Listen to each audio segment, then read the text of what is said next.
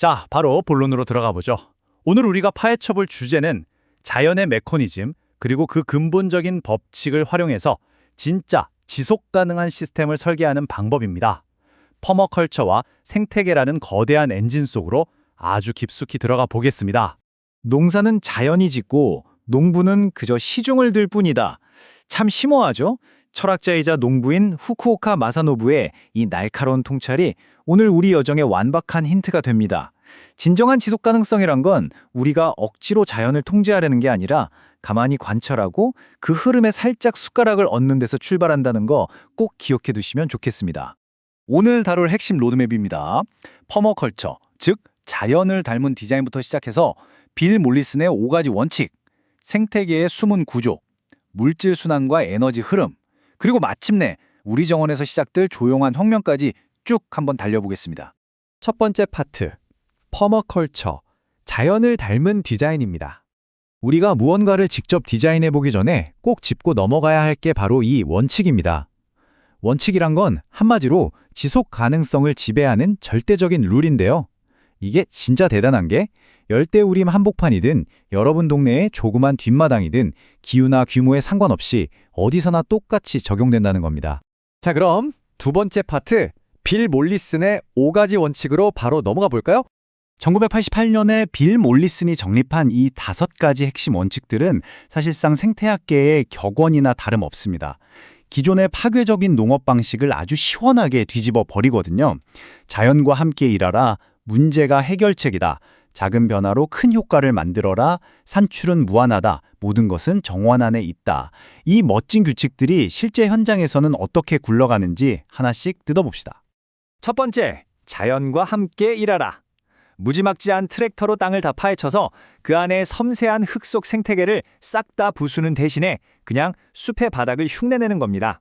나뭇잎이나 유기물로 푹신하게 덮어주기만 하면 자연의 꼬마 일꾼인 미생물들이 알아서 제일 힘든 밭가리를 묵묵히 대신해주거든요. 참 쉽죠? 두 번째 원칙, 문제가 곧 해결책이다. 이거 정말 기발한 발상의 전환입니다. 만약 달팽이들이 여러분이 애지중지 키운 버섯을 다 갉아먹고 있다고 쳐볼까요? 달팽이 문제가 생겼네? 아니요. 사실 그건 달팽이 문제가 아니라 달팽이를 맛있게 먹어치울 오리가 부족한 상태일 뿐입니다. 시스템에 비어있는 조각만 채워주면 골칫거리가 아주 자연스럽게 해결책으로 변하는 거죠. 세 번째는 큰 효과를 위한 작은 변화입니다. 잔디밭을 갈아엎는다고 땀 뻘뻘 흘리면서 막대한 에너지를 낭비할 필요가 전혀 없습니다. 그냥 뽑아낸 잡초를 대충 깔고 그 위에 두꺼운 종이 상자만 무심하게 덮어두세요. 그러면 끝입니다. 이런 아주 사소한 변화만으로도 자연은 다음 해를 위한 완벽하고 비옥한 토양을 마치 마법처럼 뚝딱 만들어냅니다. 네 번째 원칙은 진짜 놀라운데요. 바로 시스템의 산출이 무한하다는 겁니다. 구석에 쌓아준 퇴비더미 하나를 생각해보죠.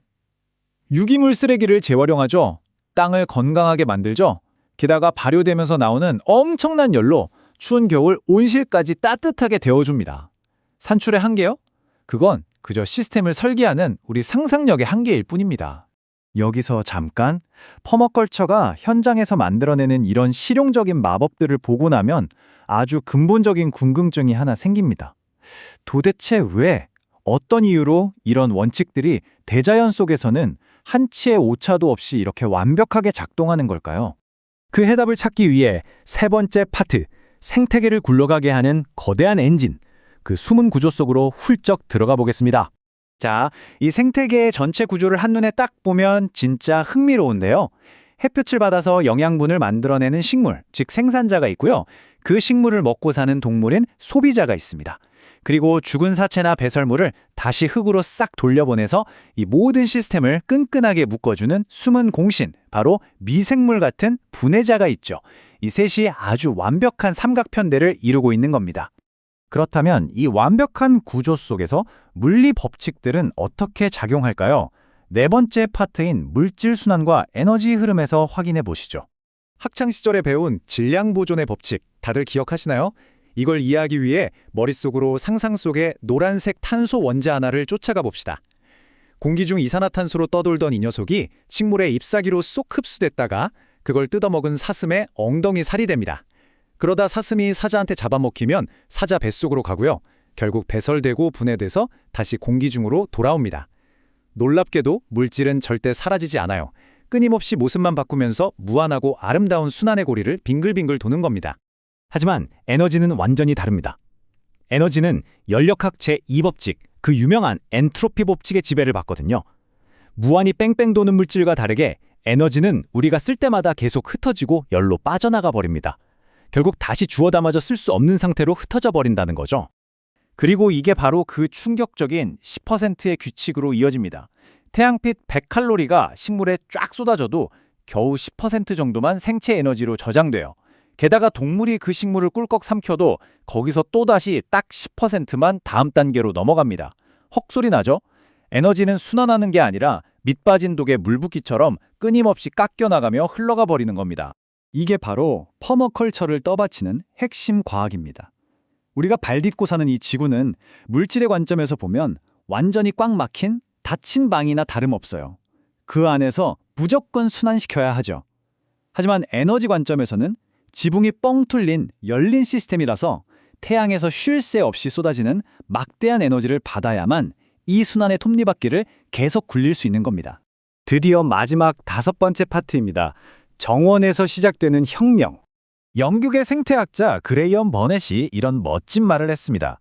퍼머클처는 그저 텃밭에 채소 좀 친환경적으로 길러보자는 그런 소박한 방법론이 아니라고요.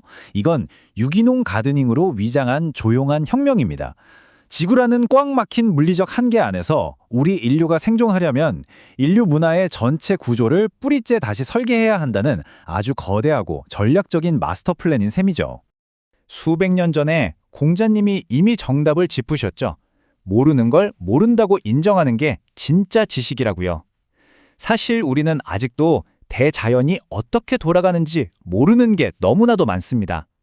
그러니까 역설적이게도 우리의 생존은 저 복잡하게 얽힌 생태계의 그물망 앞에서 한없이 겸손해지고 깊은 존경심을 갖는 것에서부터 시작되는 겁니다. 자, 이제 마지막으로 여러분께 묻고 싶습니다.